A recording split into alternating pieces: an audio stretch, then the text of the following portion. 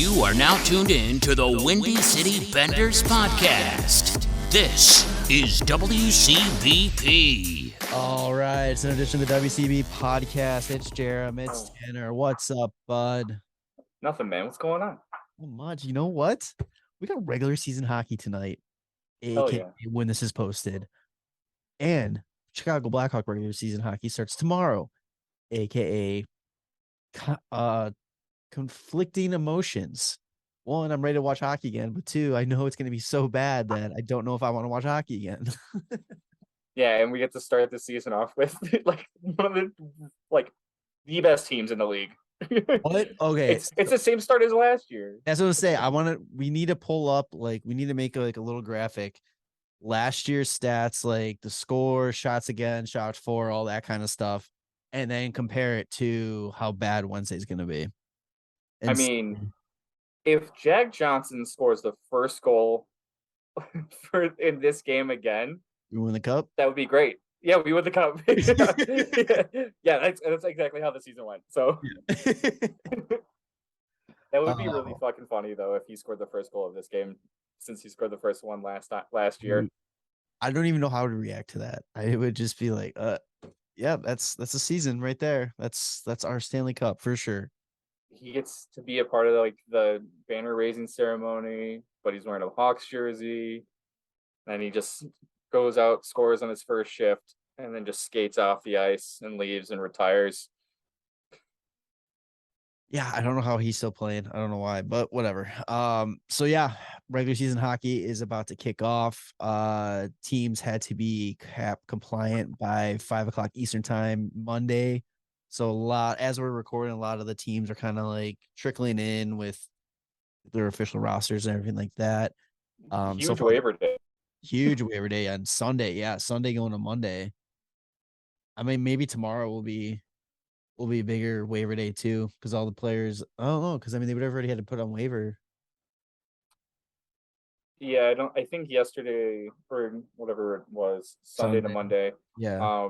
Was like the last day to put guys through waivers.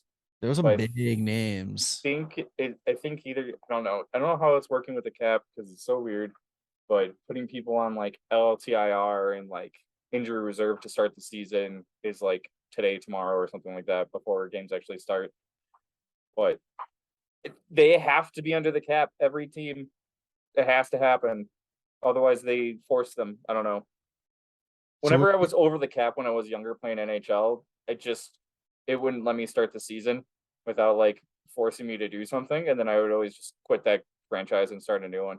It was not gonna be cap compliant with this Stanley Cup winning team here. So doesn't Vegas wish they had that option just to quit and restart? Yeah, pretty much. As of right now, I'm looking at this. They don't have anybody listed in their LTIR, so I don't think Cap Friendly has their official roster yet. Yeah, but they're right now they're just a little bit over the cap as of this. Just a little bit as of right now. They're only a smidge, coming in at $20,431,294 over the cap. Yeah, what the fuck? That's good. That's not too bad. But yeah, Montreal Canucks and Vancouver Canucks are leading the charge in LTIR. Both have 6 players on there. Capitals, Oilers. Yeah, see, the Hawks aren't even updated yet either because they have a couple going on LTIR. At least, no, maybe no. They just have people LTIR, right? Regular IR. Yeah, just regular IR. I don't know. But all right, so before we get going into that, we talked about the big waiver claims yesterday. Yes. One of the biggest one was Ingram getting claimed by Arizona. That was one I was hoping the Hawks were gonna maybe make a play at, and I wonder if they did, but Arizona was lower or higher on the waiver wire. Yeah, I don't know. I feel like the Hawks wouldn't have anywhere to put him if they wanted to send him through through waivers. But they would. I don't think they have the room on the team to keep him up. That's fair. Yeah. And then if they wanted to put him in Rockford, he'd have to clear waivers again. He'd probably just get picked up by somebody else. Because they're going to be rolling with Mrazek and Stalock, and then I'm pretty sure you'd want to get Soderblom all the time that he can in Fair. Rockford with probably I'm assuming was it Jackson Stauber? Stauber, is that it? For the Uh, Hawks. yeah, is probably going to be backing up in Rockford. Yeah, Jackson Stauber. Ooh, I don't remember. There's really no point in getting Connor Ingram, where I think it makes more sense in Arizona because like who the hell was Vishmelka's backup? Yeah, I don't know. They had a bunch of like they keep claiming people. Do they still have that guy that they claimed from Toronto? Oh, who was it? Remember, like Toronto signs a Finnish goalie, Oh, and to get him in the league, he had to go through waivers, and Arizona claimed him. I don't know. I felt like Arizona was just a troll job last year for waiver claims. Yeah, because they're just like if you want to send guys down to the AHL, you got to get them through us. Okay, I don't remember. Uh oh, there's oh it's Jonas Johansson. Um, it says that he was a waiver claim, which I don't know if that's from Toronto though. No, he was claimed off of waivers from Colorado. But Yeah, there, no, I that's know what you're talking about. yeah, There they was somebody just that was claimed that claimed. guy.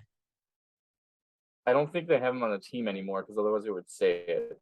I'm pretty sure it would say it.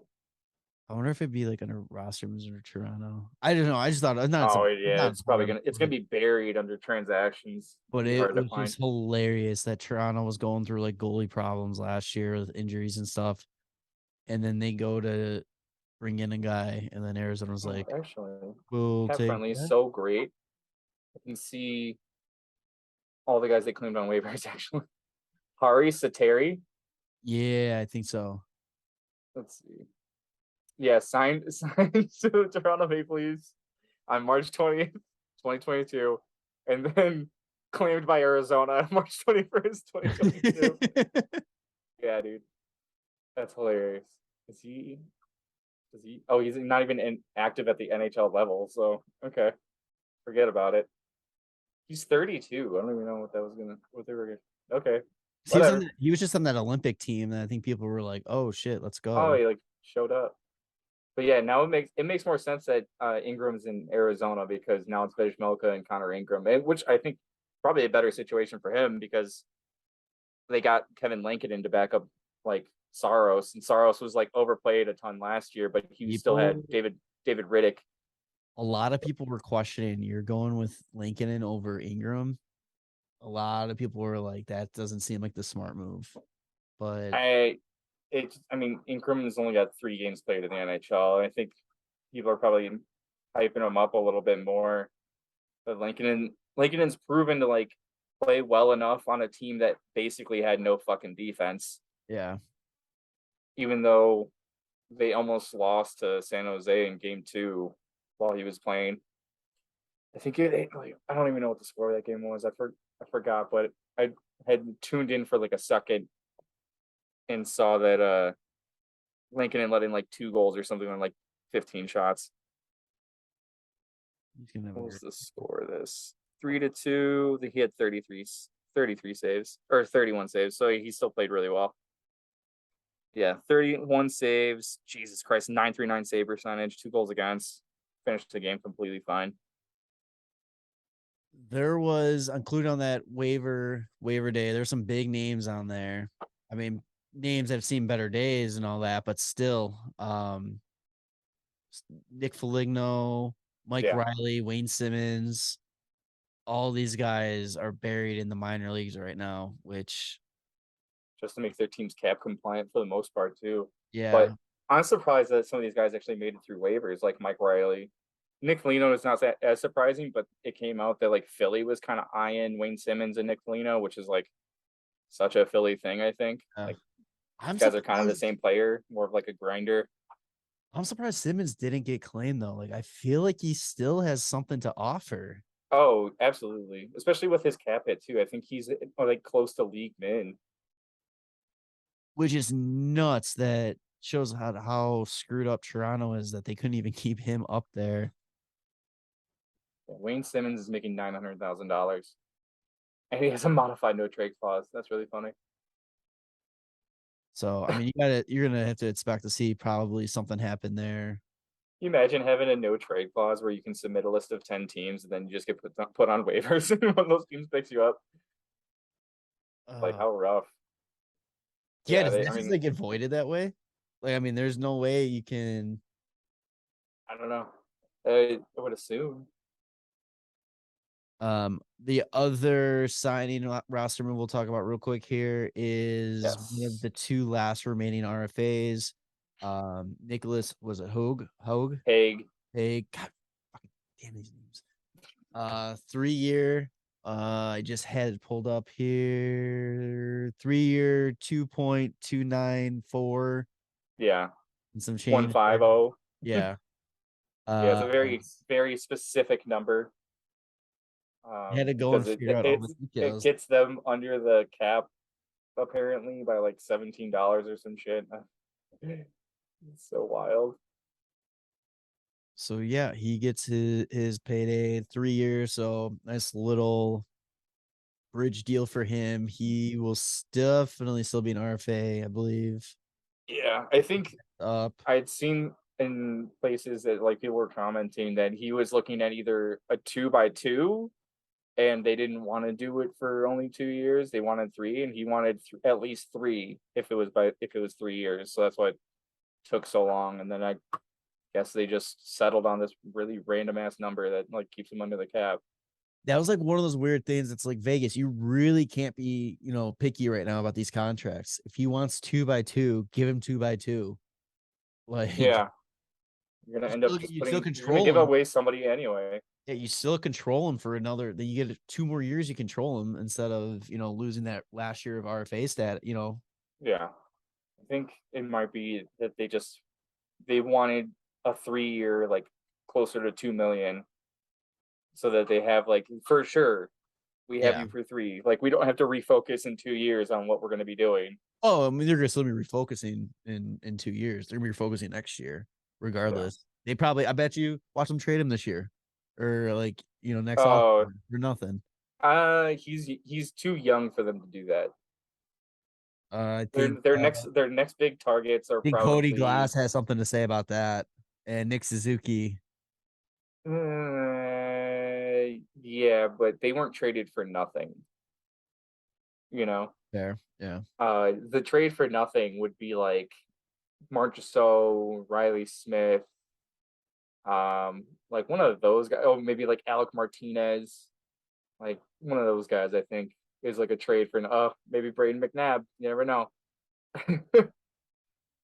Fucking Robin Lehner probably. Dude, if Logan Thompson plays really fucking good as the starter and he's still on a 3-year deal, Robin Lehner can be the next just future considerations. I have a feeling. Part of me thinks he's never gonna play again. Lehner? Yeah, I don't know. I don't know why. Like, I have nothing to back that up. I get the vibe like he's done. Like, he's just not gonna play again. I mean, I don't think they're gonna rush him because like they kind of the whole reason they got Jack Eichel was to like let him heal and help the team. I think that he'll get all the time he needs. So like if he's coming back, he's gonna be coming back. Like that's up to him. Right. So last thing for NHL talk. Buffalo Sabres named Kyle Okaposo their captain for this upcoming season, which is a giant head scratcher. He is 35 years old. He has got 1 year left on his deal. The future of Buffalo is in his hands. What? I don't understand that. Maybe it was just kind of like hey man, before you retire, like thanks for being on our team. You'll go down in Buffalo Sabres history as one of the captains. Yeah, I mean, yeah, makes no sense to me. Unless they're like hoping he re-signs next year at like a really cheap contract because he's the captain. So it's kind of like, hey, we showed you some respect. Like, I don't know. Like, I don't see how that's helpful for the future, but I guess maybe they just really wanted a C this year. Yeah, that leaves 6 teams without captains. Winnipeg will not have a captain this year. They've came out and said that they're doing a captain by committee type of situation. Seattle doesn't have one. Philly doesn't have one. Anaheim, Anaheim, Arizona. Calgary. Yeah. But yeah, Yeah. I don't know. I think Seattle is gonna be naming one probably before some of these other teams, because if Shane Wright shows up like crazy or Matty Benier shows up like crazy, you see one of them just getting the C, because it's gonna be like, you're the future of our team forever. I 100% think they're waiting to see which one of those two guys kind of step up and take it. Yeah. 100%.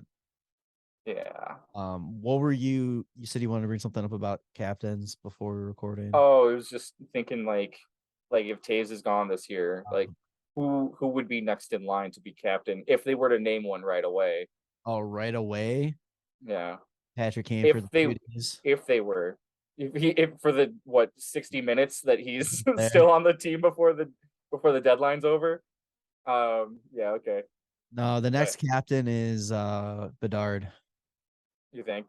Yeah. I mean, if it's gonna be somebody that's on the team, if they were like, we have to choose a captain, they're gonna probably just go with like Seth Jones. Oh, 100%. Yeah. Because they're so invested in him that I don't think they're gonna be able to move him. And they gave him the A. I don't know if you saw that. Yeah. So he took over to Brinkett A. Yeah, he took the Brinkett A. So him and Murphy, I think, are just gonna be swapping. I don't see them giving the C to Murphy, because I feel like Murphy's gonna be sooner out the door than Jones is. If he's on this team after the trade deadline, I kind of will be shocked. Not gonna lie. Murphy? Yeah.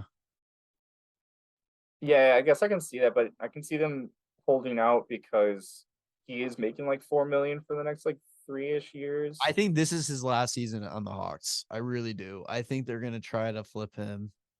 It would make the most sense. Yeah. To do that. He's making 4.4 for 3 years after this season, so he's got 4 years right now.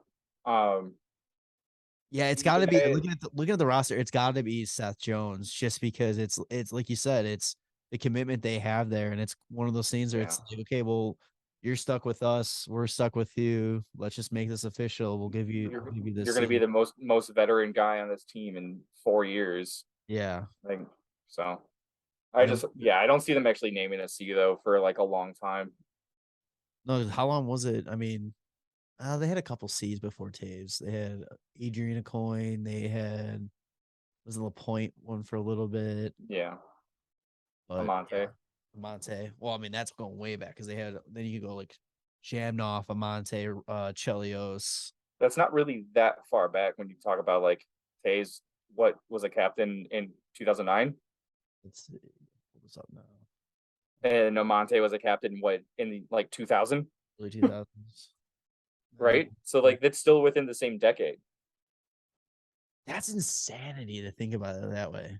Yeah. It feels like such a long time period. Like it feels like such a giant leap from like generation of hockey. From Amante to Taves. Yeah.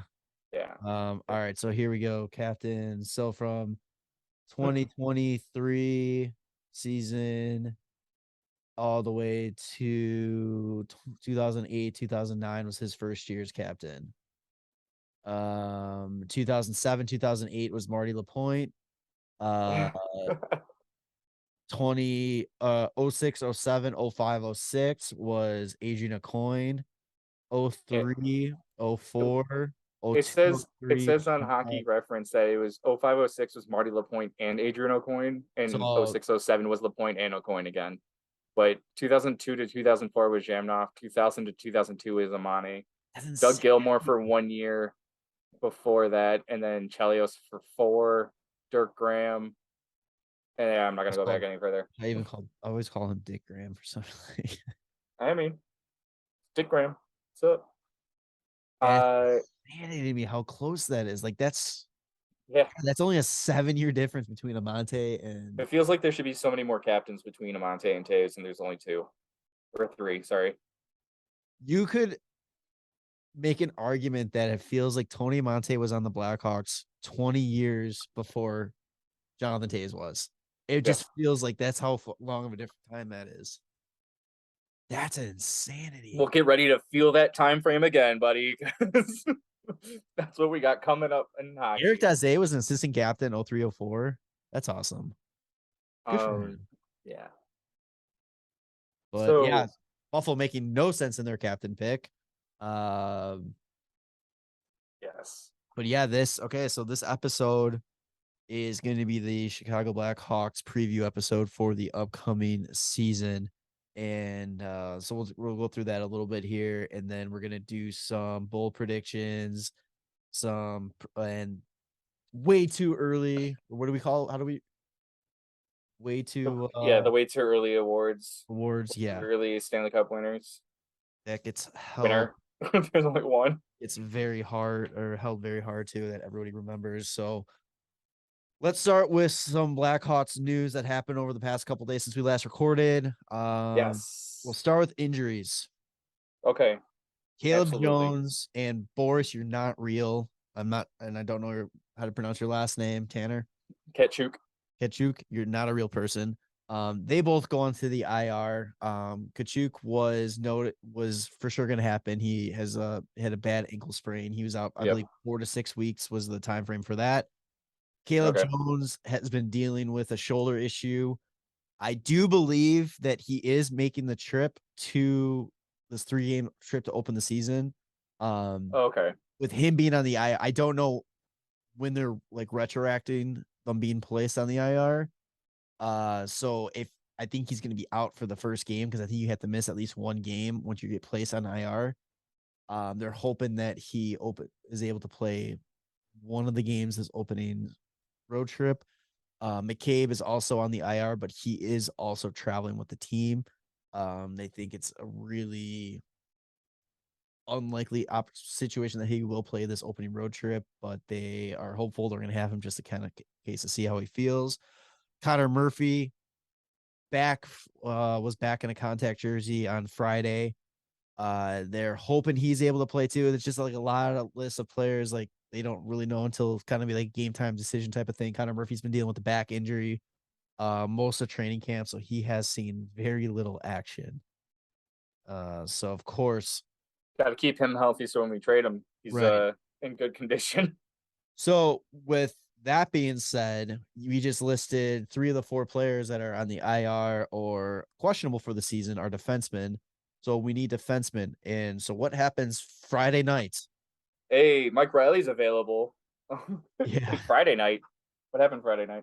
Oh, yeah. Okay, Friday night.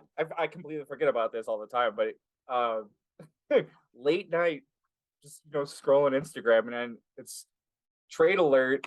Riley Stillman traded for Jason Dickinson and a second rounder. Fleeced. Yeah. Fleeced. 2024 second rounder. 2024. So now we have 2 picks in the next 2 drafts, 2 first rounders, 2 second rounders, 2 third rounders. So we have 6 picks in the first 3 rounds. Then that's just for now. That's for now. See what happens. It's gonna go up. It should go up. Patrick, it's really fucking awesome that he got a second out of this. Because Jason Dickinson is just a cap dump for Vancouver. Cap dump. He's making like a little, like I think twice as much as Riley Stillman. It's like 2.5, I think. He's making 2.65, and Riley Stillman was making like 1.35 or something like that. So it was like almost exactly half. So that was just. He's a good, and you know what? He's gonna be good for the bottom 6. He's not a goal scorer. He's not a big up points guy, but from what I've kind of seen with him, he's kind of more of a shutdown type of player. Like he's a big body. Yeah, he's a bigger guy. Muck it up. So he's only listed at 6'1". I thought he was bigger than that. Really? But I mean, he's gonna fill in their defense fine. If you're just looking for like, I don't know if he's gonna play second line or third line. He can play both left wing and center too, which is nice. So, you're talking about Jason Dickinson. I'm talking about fucking Riley Stillman. Oh, okay. That's where I'm getting confused. That's hilarious. Yeah, I was just saying like Riley Stillman, like, see you later. Like, you were okay. Nothing really great, but he was like the main piece in a trade that like He was Bowman part of did with that. Florida. That also Um, got wasn't that Connolly? yeah, so we have nothing left from that trade besides the 7th round pick that we got, which turned into Jalen Lupin, who actually might be the best part of that entire trade. Because I Oh. think he was on the preseason roster for almost all the way through the entire time. And then I'm gonna say it though I too. Like believe he's going to be back in the WHL, but I was reading some articles that were just like projecting like some prospects, and like he's not really a top 10 prospect on the team, but they kind of are penciling him in as a Hagel type player, where it's kind of like last year he put 64 points up in 66 games playing in the WHL, which I mean he was, I want to say, let's see, how old is he? He was 19, so it was just like 1 year over. So that's not too bad. Like if he's that kind of guy that's like late round draft pick and he's going to grind his ass to make the fucking show. Like, let's go. yeah, I'm all about it. So that's what I'm saying. Like he could end up being like the best piece of that whole trade, which was Lucas Carlson and Lucas Wallmark. And Lucas Carlson was just actually put on waivers and the big waiver day too. And I was like, hey, let's pick him back up. But we got Nolan Voigt and Tinnardi instead. Yeah, so Jason Dickinson is just gonna fill out the bottom 6. Yeah, you're not gonna expect much from him. And then Riley Stillman, I know I was talking to some people that were bummed out that he's gone, but honestly, Why? he didn't do anything for me. I know he Yeah, was only here a short time period. He was hurt a lot last year. He only played like 50 something games last season. I just the fact if the fact a second round pick and a yeah, player was yeah. there. Oh, I mean, the player was the cap dump, and the 2nd round pick is because of the cap Right, dump. but still, yeah, but like you're able to add somebody like I think that they needed somebody for that bottom 6 for sure. I was kind of trying to figure out who they were going to fill out the bottom 6 with. So bringing that kind of guy who can play that, and then you add that 2nd round pick, I don't even know why you would even question that trade. Right. That And should have been like probably a 3rd round pick, maybe 4th round, maybe even. yeah, no, absolutely. I think that's why you pull the trigger on that. And the thing that I kind of like about it too is the fact that like, okay, now you get like this 2-year deal for your defenseman like out of here. So after that, they went and picked up Jared Tinnardi, which I've mentioned before. Um, Partially, I'm assuming because Caleb Jones went on IR, but also like you kind of want more of an NHL ready kind of guy. And even though he's not really that NHL great, he's just going to be a body to fill in. He's got some He's still only got 1 year on his deal. So like if you have guys like these prospects that we want to be getting better in the AHL, if any of them are ready for next year, we no longer have like another year of like Riley Stillman. We have like an open spot now. Like I think that's just great. Like, and you get a 2nd round pick out of it from from Vancouver, who isn't exactly like contending for a cup. They're kind of a bubble team, so it could be like a mid-second rounder, which is pretty fucking great. Yeah, the only bummer Utilizing cap space. next That's what year. he did. Yeah, the only bummer is not this upcoming draft. It's the following draft. Who knows what can change in that time period? But still, I mean, second you can round even pick's a just second round pick. that could be something that they use in a trade in the future too. Yeah, Like how we got Mrazek in a first, we traded away a second that we got previously in a trade. Like yeah. it's just another thing that could be pieced into like another first rounder or something too. I think that's way more valuable than having like Riley Stillman on the team. Oh, Riley 100%. Stillman, I would never expect to be pieced in with like a 1st round pick, but a 2nd rounder for 2024 is pretty nice to put into a deal for a 1st round pick. Yeah, that was the shock of the century right there. I couldn't believe Yeah. that. Oh Let's yeah. And go. then it's just, Kyle Davidson. I think he's just doing really good moves. Like he's getting, as much as people shit on the DeBrincat trade, he's gotten so much good value in other trades like Brandon Hagel, this That's Riley his. Stillman trade, Kirby Doc. Like he's turned a lot of almost nothing into. I mean, I don't want to say that about Hagel because he's one of my favorite, but like the deals have just been Low. amazing. I mean, he turned. Say what you want. We love Hagel. I mean, Yeah. it's no, but it is what it is. Hagel is not a 2 1st round pick type of player. and two NHL ready players. That's It's not. He turned Alex Nylander into Sam Lafferty, who's been a solid player for the team. Very nice. Yeah. I mean, I like Sam Lafferty, and I think he's going to get the opportunity like he did last year. And if he plays well enough, we can get something for him too, and that would be fucking amazing. And even though I love that we got Korchinski in the part of that DeBrincat trade, yeah, it's still one of those that it's like it's gonna be seen as like a black mark, or not like a black mark, just like his if he has a failing grade so far in his tenure, it's the DeBrincat trade. He definitely probably got more. But the thing that sucks for him is that until this whole process is rebuild is seen out, that's what people are going to talk about. Is oh, you did not get enough for DeBrincat, and it's like, well, look at what the other things he's doing.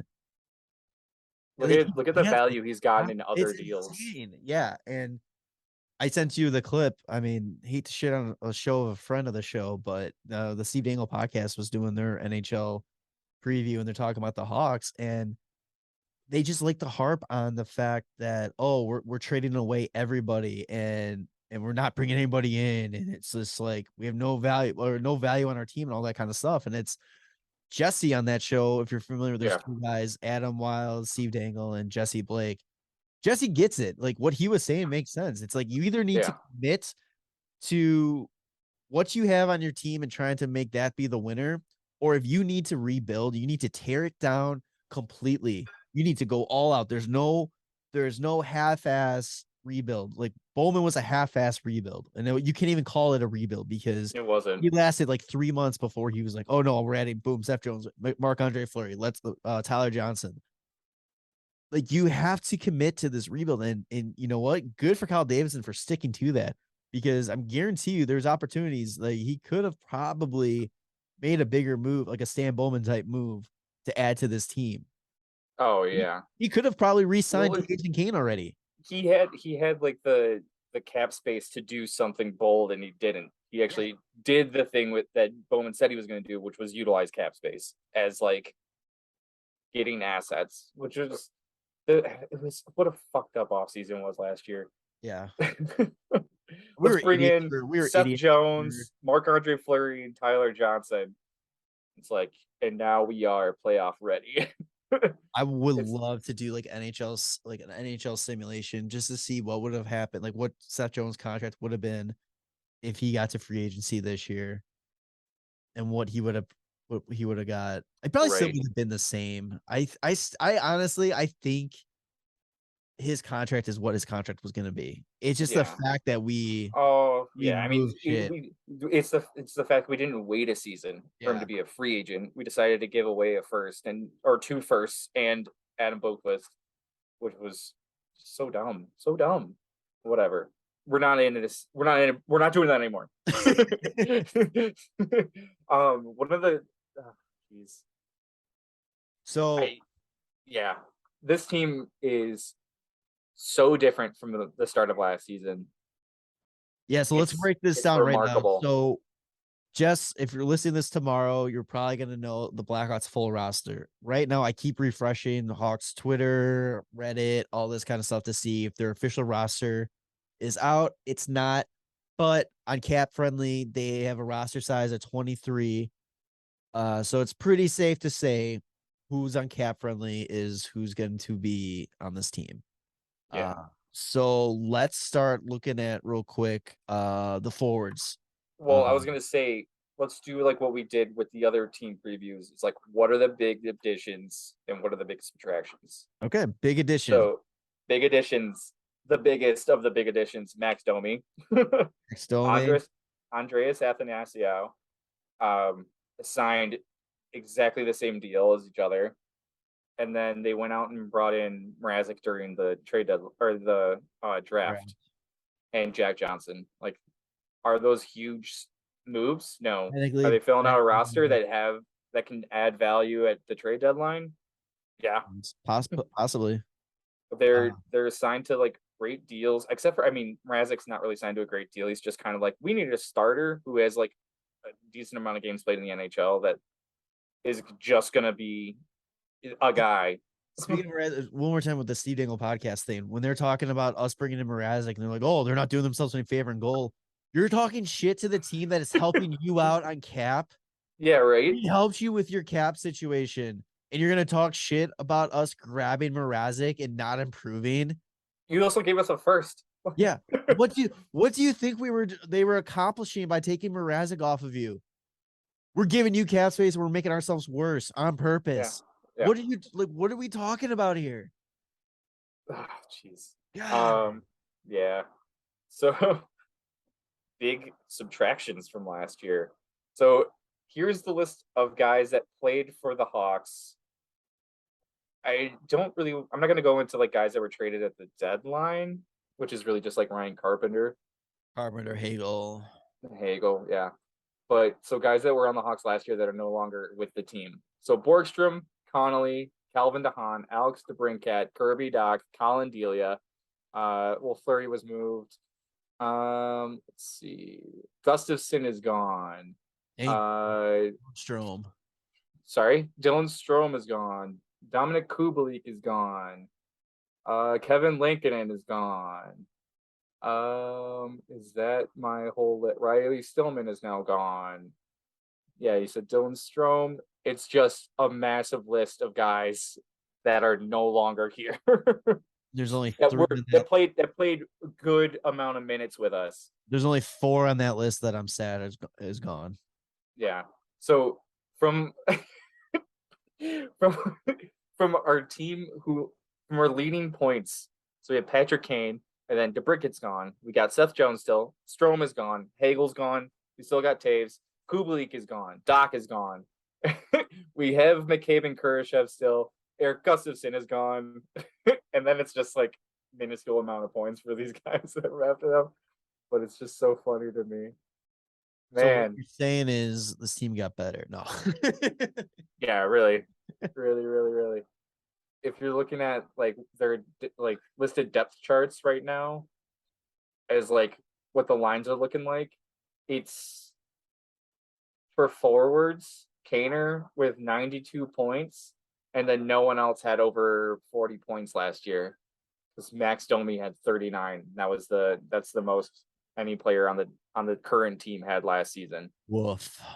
That's just offense too, by the way. That's just offense. On the defense, you got Seth Jones with 51, and then no other defenseman had over 10 points. But that's, in all fairness, Connor Murphy's not a big point getter, but he also was hurt for a good almost 30 games. Our defense, Jack Johnson's not gonna do anything. Vlasic only played 15 games. He had 2 points. Right now they have Alec Regula, and he only had 1 point in 15 games. And then Philip Bruce, who they signed over the summer. Yeah, there's no points on this team. So you're talking about a defensive unit that was held goalless on the power play last year too. Oh, there was no defenseman that scored. Defenseman scored a power play goal last season. That's hilarious. I love it. Okay, so now that we're looking at a team, this is a team. I can say that. It's a hockey team. What we have here is a team. You forgot to mention they brought in Colin Blackwell too. Oh yeah, Colin Blackwell. And technically Buddy Robinson, but I think he's going to be down in the A. He was put on waivers. Buddy was on Sunday, but I don't know if that's he cleared. Only those 4 guys were claimed, so everybody else cleared. So I don't know. Yeah.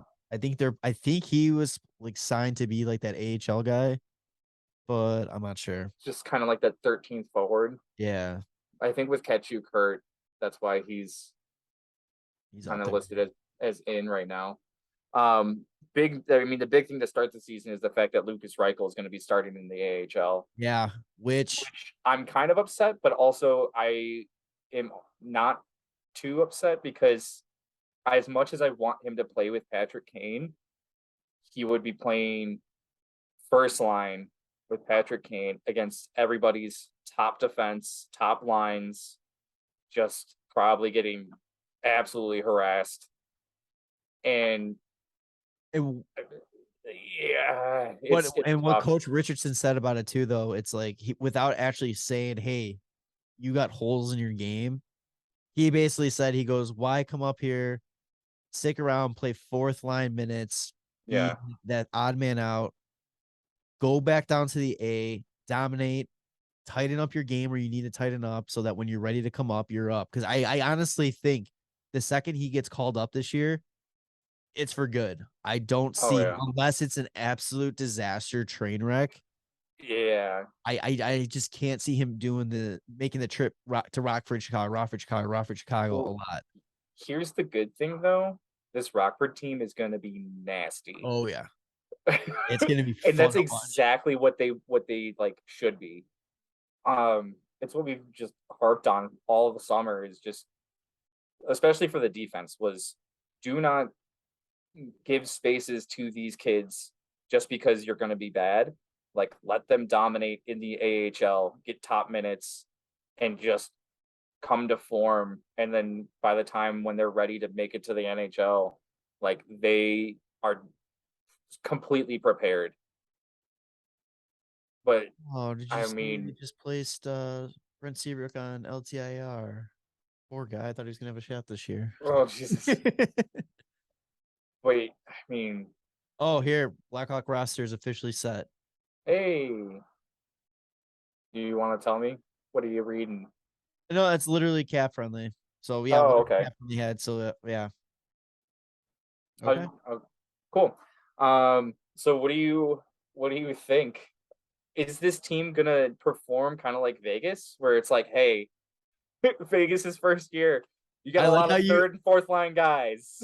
I love how you say that and you can't even finish it without like the first sentence without starting to get a smile on your face. Like Like, who is our Jonathan Marchessault? Who is our William Karlsson this year?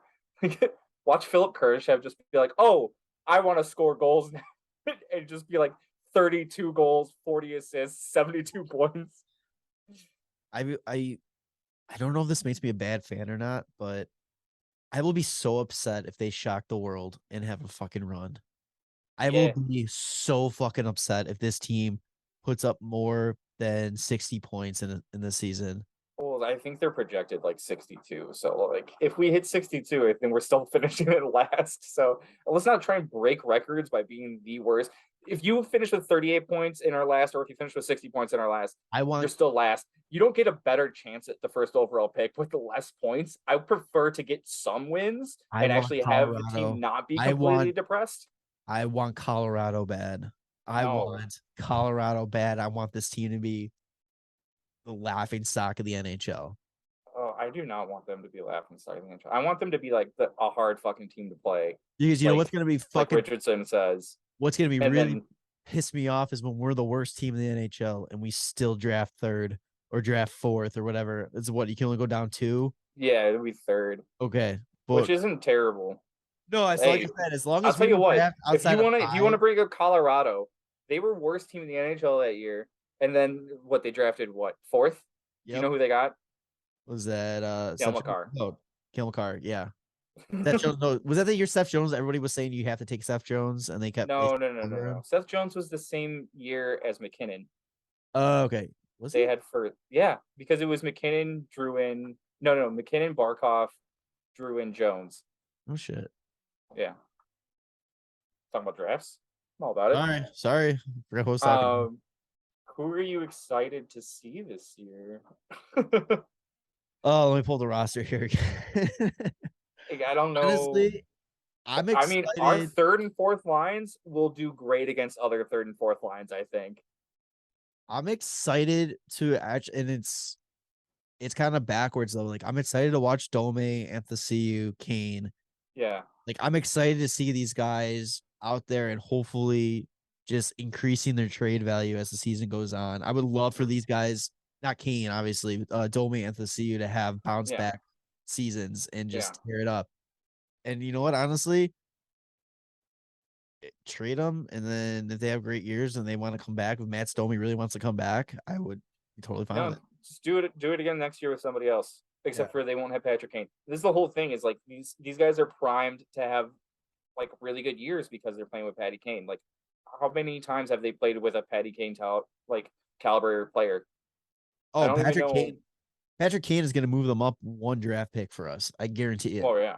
They're Yeah, I probably mean, they're sitting probably if at we fifth get round right now, maybe.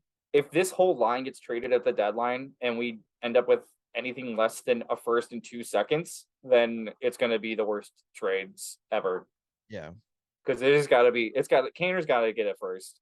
If he elevates Domi and Athanasio and they fetch a second each, I think that's fucking perfect. People are still undervaluing Kane, and it blows my mind. A lot of people are saying if the Hawks will be lucky if they get a first round pick for Kane. Dude, we'll be lucky. The team trading for Kane will be lucky to get away with only giving us one first round pick. Yeah, are you kidding? I think it's going to end up being like a first rounder and like a top prospect. I think it's going to be a one, a two, a prospect, and maybe an NHL ready guy now. I think it might Lower be tier an ready. older veteran to fill in lower the rest tier of the guy. season. Yeah, not a young guy, but yeah, it'll be something. Somebody that is going to swap and get a roster spot on our team. I think I'm actually really excited to see Max Domi play because I know he's a little bit of a psychopath. Mm-hmm. And so I think that's going to be really fun to watch. Wait, somebody that's related. It's the child of Ty Domi is a psychopath. What? Yeah, right.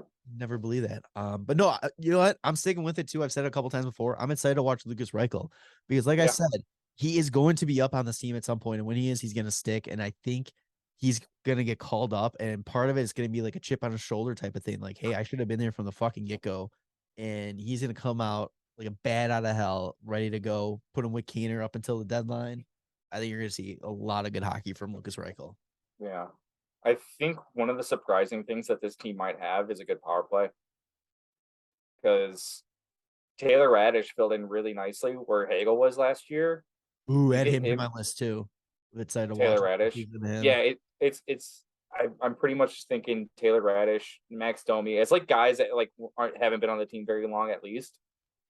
Radish, Domi, Alec Regula is I think I'm really paying attention to, and Vlasic too. I like them. I like that they're starting. As much as I keep saying about like the AHL, get the guys starting down there. I feel like the way that they finished the season on the squad last year, like I liked what they brought, and so kind of excited to see them get more time. But I could see them getting put back down into the minors. Like they're at 100%. Some point, it's just gonna be like I feel like a rotation of just like young guys. Once Caleb and McCabe are able to go, I mean, yeah, absolutely. Yeah.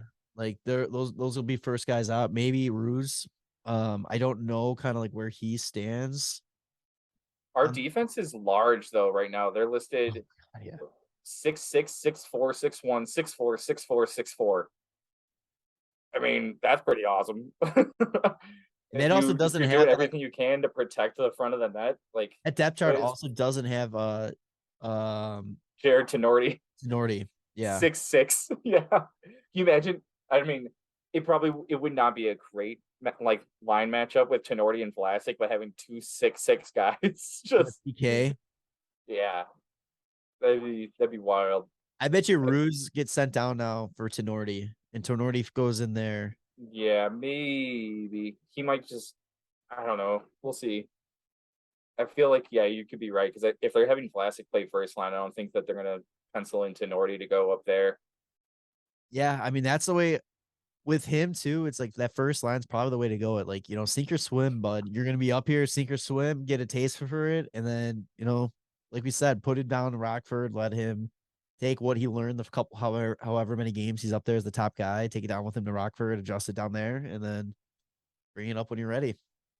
Yeah. Man, this is this will be a team to watch. It will be hockey on TV. Exactly. There will be people on skates with sticks in their hands on ice. I don't know if you can call it an official team, but I mean it is.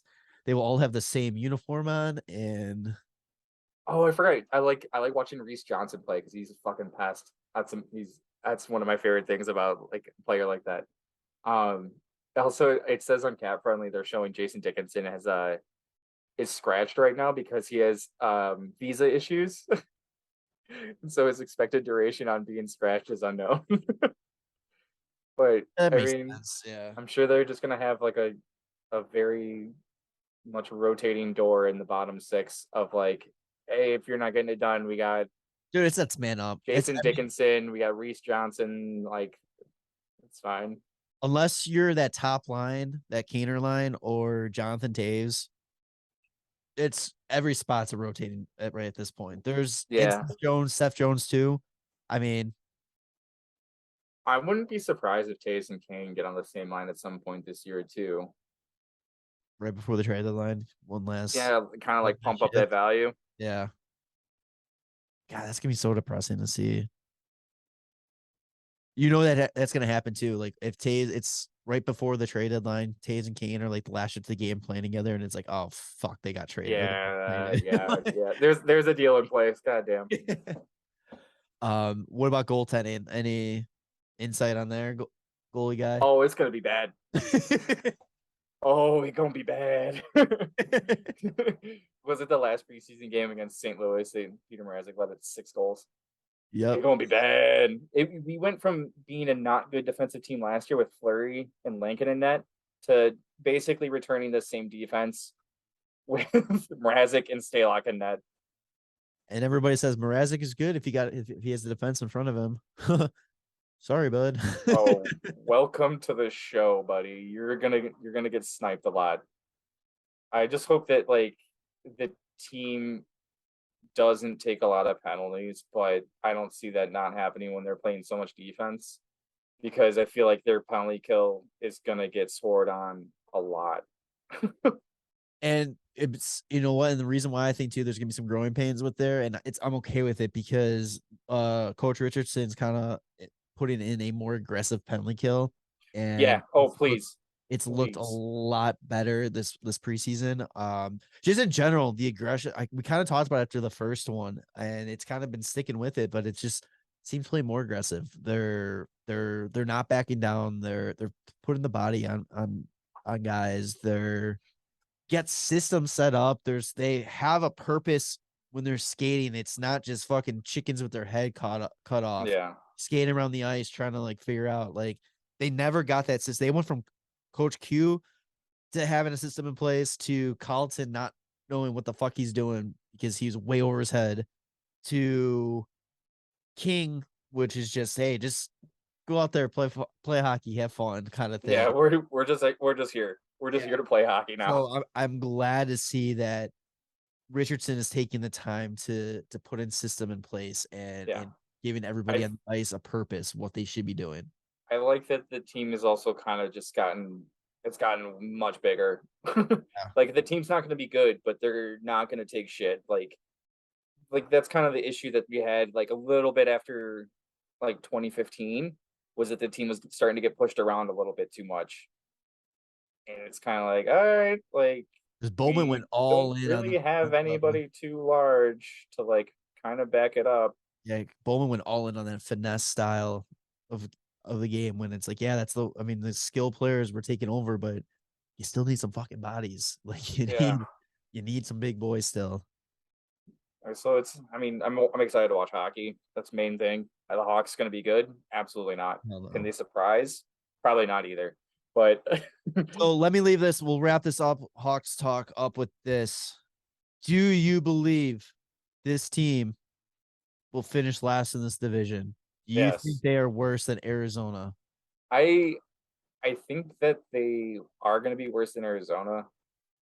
But I mean, it's not going to be like, they're going to be really close to being worse. They're not like, or be really close to like each other, because I think wins are going to be coming like far and few between for both teams. It's I feel Arizona's just got a little bit more. They kind of, I don't know, man. It's gonna suck. That's the worst record come out of this division. Yes, I don't see how Montreal or Philly finishes as bad, because they still have like some really prime great players that can help elevate them.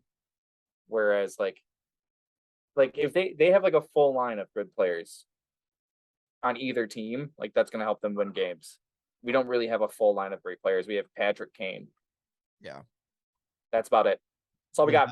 Live by Kane, die by Kane. All right. Unless he goes on an 82 game point streak and it's like multi-point games. We're Can't gonna be even 82 point streak. I mean, that doesn't do us any good because he should be gone by game 56 or so, give or take. yeah, true. I think I mean, we'll see what happens. This team's gonna struggle. But like I said, I think they're gonna do okay on the power play, which I think might surprise some teams. But that's going to be their big thing. Is like if they're going to win games, it's going to be done through the power play more than likely because I feel like they're going to be playing a lot in their defensive zone 5-on-5.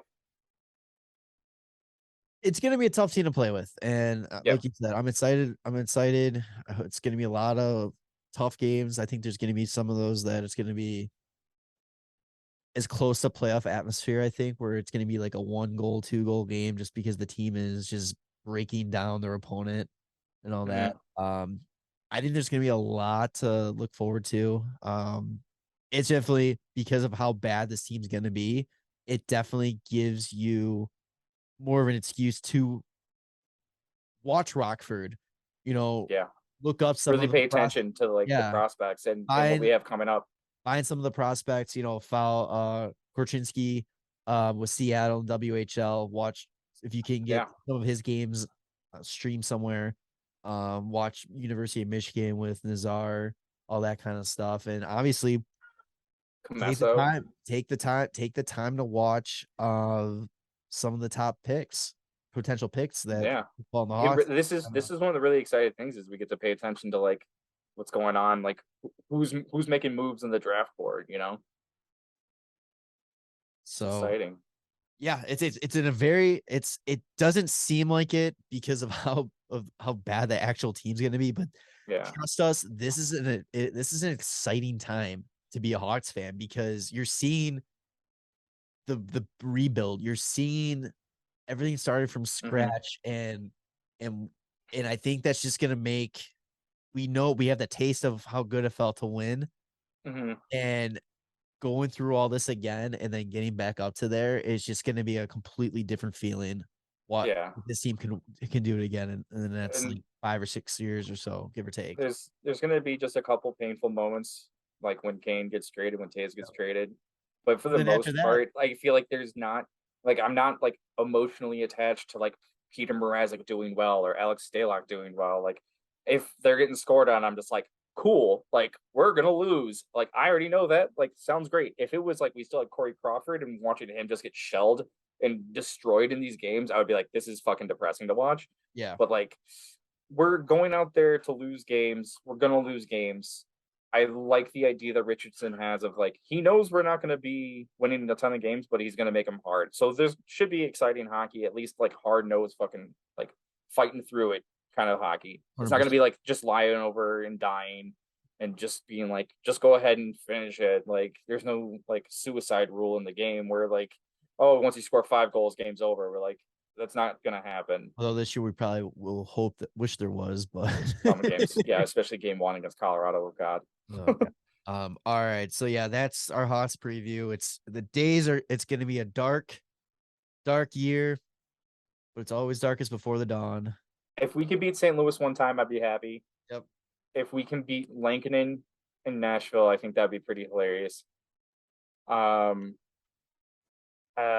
mean, just they're gonna win at least 10 games.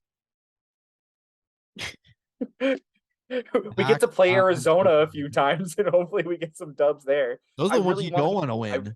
I know, but I don't give a shit. I want to go to that game and watch it in Arizona, and hopefully they win. Yeah. And I can just be like, yeah. All right. Last little note too on the Hawks. Scott Darling's back in the Hawks family. Yeah. He's gonna be joining the pre and post game show team for NBC Sportsnet. So that's gonna be really cool to see him, friend of the show, back in it. Good for him, and I can't wait to watch. There's some clips already on Instagram. I guess they're doing their season preview or whatever.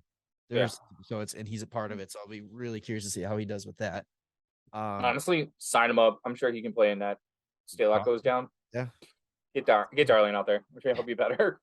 All right, so we'll wrap this up. Going a little bit long again here.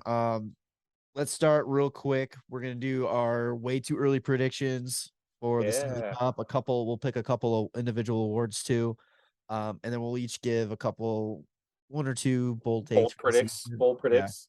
Yeah. So as a recap here, Eastern Conference. Tanner, you had Carolina, the Rangers, the Islanders, Toronto, Tampa, Florida, Boston, Ottawa. I had Carolina, the Rangers, Pittsburgh, Toronto, Tampa, Florida, Boston, Detroit. Mm. Who do you have going to the Stanley Cup in the Eastern Conference? In the East, probably Carolina. Carolina. Yeah. I mean, it's just like an easy pick because it's like I feel like they're so highly rated, but it's hard to not pick them unless you just go Tampa. Tampa just makes it fourth year in a row. Oh, But I think, yeah, honestly, I'm gonna go Tampa because you're going Tampa. once they make the playoffs, like you have to beat Vasilevsky in 7 games, and it's been damn near impossible for any team. They are a horse of a different color. Yeah. I am going with the Rangers Okay. Yeah. because Yeah. Patrick Okay. Kane and Panarin are gonna fucking carry that team. Yeah, dude. Are you kidding? Absolutely. That's amazing. All right, Western Conference. We literally did the exact same teams. So Okay. Calgary, Edmonton, Vegas, Colorado, Minnesota, St. Louis, Dallas, and Nashville. Yeah. I'll go first. I'm taking Calgary. Okay. Okay. I think they got better. Yeah.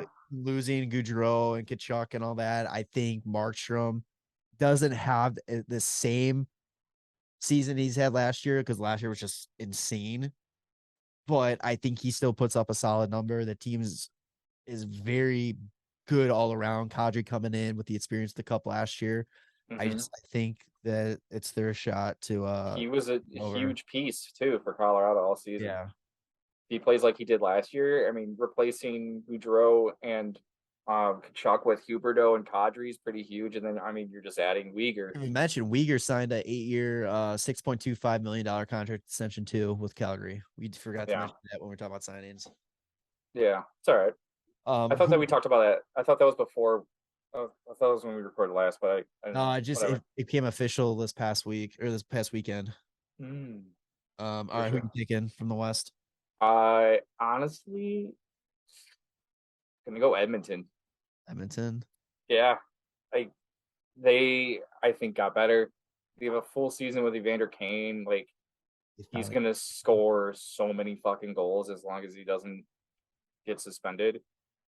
They got Jack Campbell. They're going to be relying on instead of Mike Smith. I think is a way better goalie than Mike Smith.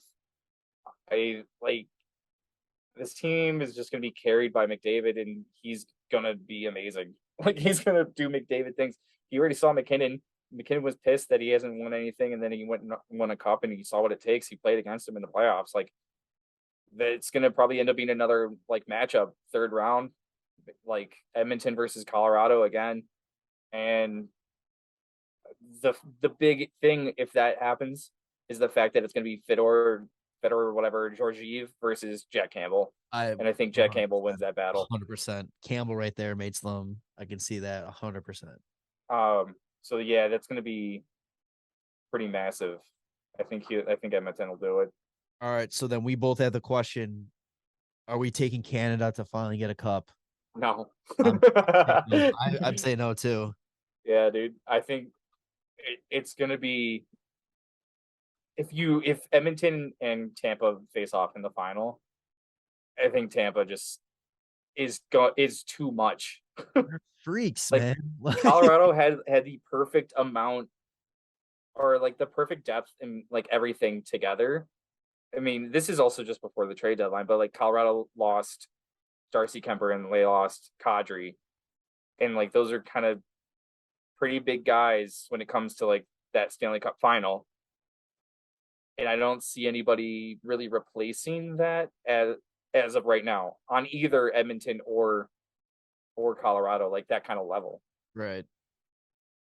And Tampa's basically the same. They just lost like Andre Palat.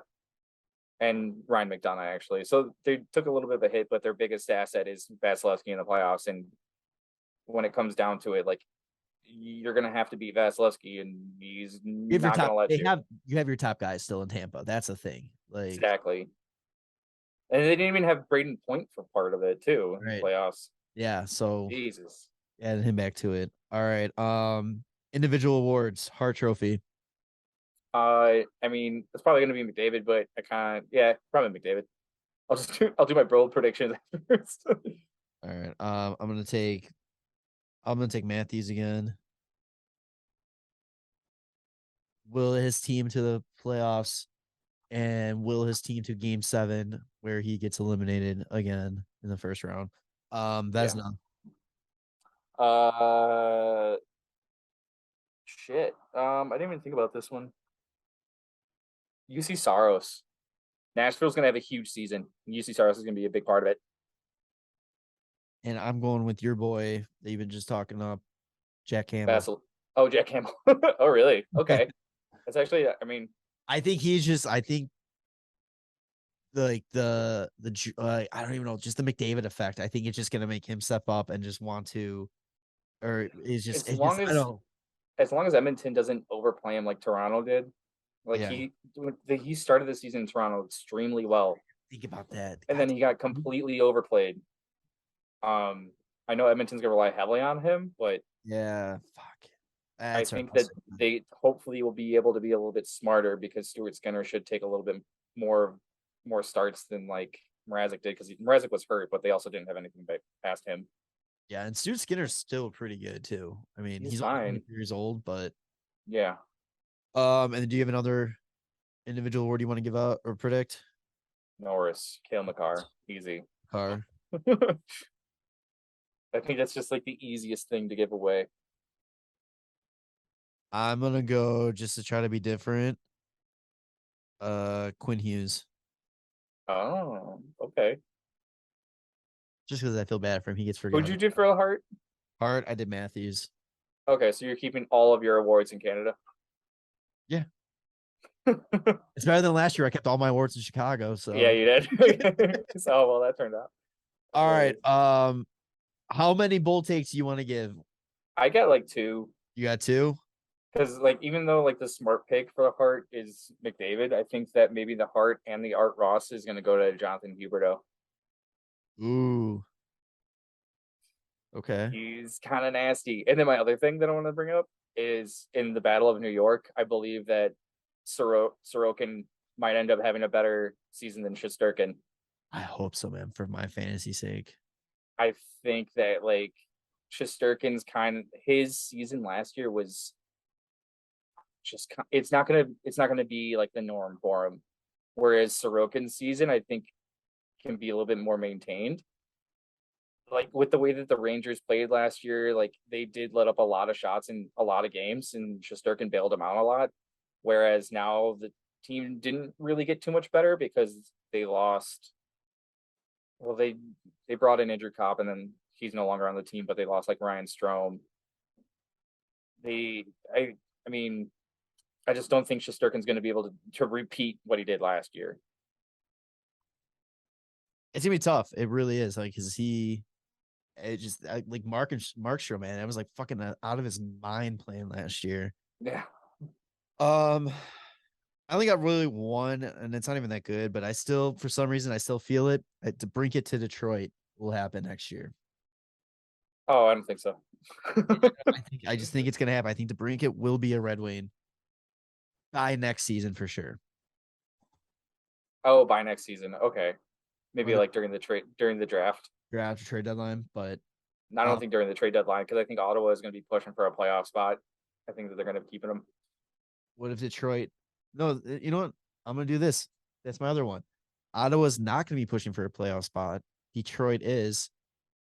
Detroit's going to pick up DeBrincat, and Detroit is going to knock out Toronto in the first round. Ooh. Oh, shit. That's like very, very specific. Boom. Let's go. Okay. That's hilarious. Detroit knocks Toronto out. Round 1, Game 7. That'll be my bold take there. All right. So yeah, happy hockey day. It's back. Let's go. Regular season, 2 games kick off real quick. It is today, aka Tuesday, Tampa Bay versus the New York Rangers, and Vegas versus the LA Kings. Both of those games are going to be on ESPN. And then Wednesday, Blackhawks are on TNT, primetime, baby. Show everybody how bad we are. Let's go. Watch the banner go up and then watch the goals go in, baby. But then it's just hockey is on the schedule. We got 10 games then on Thursday, 4 on Friday, 14 on Saturday, and then nothing on Sunday. But anyway, hockey's back. Let's go. Yeah, so make sure to subscribe to us on YouTube, Spotify, Apple Podcasts, 5-star review on Apple Podcasts and Spotify. Social media at WCB Podcasts. Share all this good shit. Enjoy hockey. For Jarom and Tanner, we'll see you on the next one. All right. Love you, boys. Bye. The Windy City Benders Podcast. Subscribe to the show on Apple Podcast, Spotify, and YouTube. And follow the boys on socials at WCB Podcast.